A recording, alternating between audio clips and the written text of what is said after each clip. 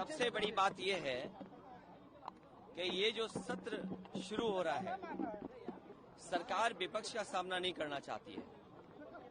सरकार इतने कम समय के लिए जो ये सेशन चला रही है, इसका मतलब सरकार विपक्ष के सवालों से बचना चाहती है। विपक्ष के सभी सवालों का जवाब सरकार दे, इसी से लोकतंत्र मजबूत होगा, इसी से जनता की जो तमाम समस्याएं हैं उनके बारे में जनता को आखिरकार सरकार क्या कर रही है सुनने को मिलेगा। ये जनता के सवालों से सरकार भागना चाहती है, इसीलिए इस सत्र का समय बहुत कम रखा गया है। जिस सरकार ने पहले भी खर्च पैसा न किया हो, जो सुविधाएं देनी चाहिए थी सरकार को, चिकित्सा पूरी तरीके से बर्बाद है। जिला अस्पतालों में इलाज नहीं है, बड़े दावे देते थे मेडिकल कॉलेजेस में, वहां इलाज नहीं मिल पा रहा है। पढ़ाई बर्बाद हो गई है, प्राइमरी स्कूल में कोई एडमिशन लेने नहीं आ रहा है। इंटर कॉलेजेस की दुर्दशा है, वहां कौन सी पढ़ाई कराने जा रही है सरकार। जो ग्रेजुएट बच्चे हैं उनकी कोई सुनवाई नहीं है। जिन बच्चों को आरक्षण के नियमों के तहत नौकरी मिल जानी चाहिए थी, 69,000 वाले बच्चे लगातार आंदोलन कर रहे हैं। आखिरकार सरकार क्या कर रही है? सरकार के हर स्तर पर वो छात्र नौजवान अपनी मांगों को लेकर के मिले हैं। आज भी समस्या का समाधान नहीं है। जानवर वैसे ही सड़कों पे घूम रहे हैं, बिजली उतनी ही महंगी है। अगर जो दावा करते थे इन्वेस्टमेंट कहीं नहीं दिख रहा है। सड़कों पर 1 महीने में गड्ढा मुक्त हो जाएंगी, फिर इतने महीने बाद गड्ढा मुक्त हो जाएंगी। आज तक इतनी बार समय बढ़ाने के बाद भी सड़कें गड्ढा मुक्त नहीं हुई हैं। सड़कों पर वैसे ही गड्ढे हैं।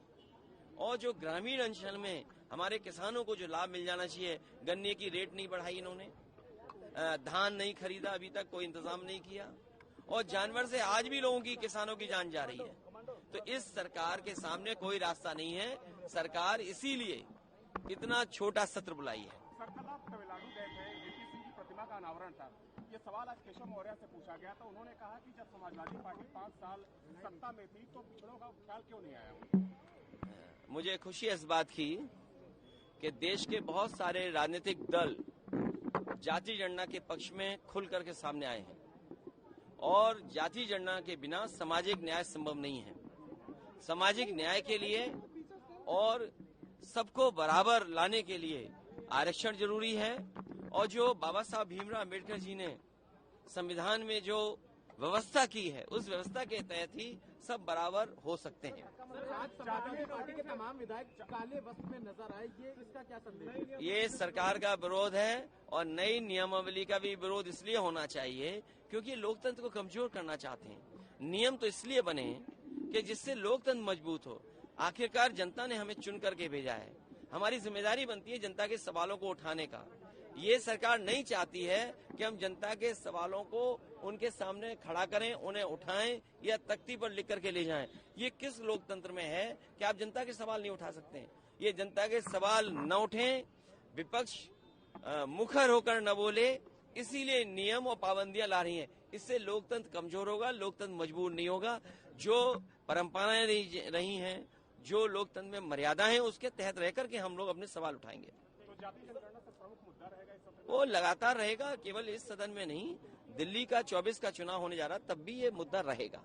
बहुत धन्यवाद आप। वीके न्यूज उत्तर प्रदेश उत्तराखंड, सच का सारथी।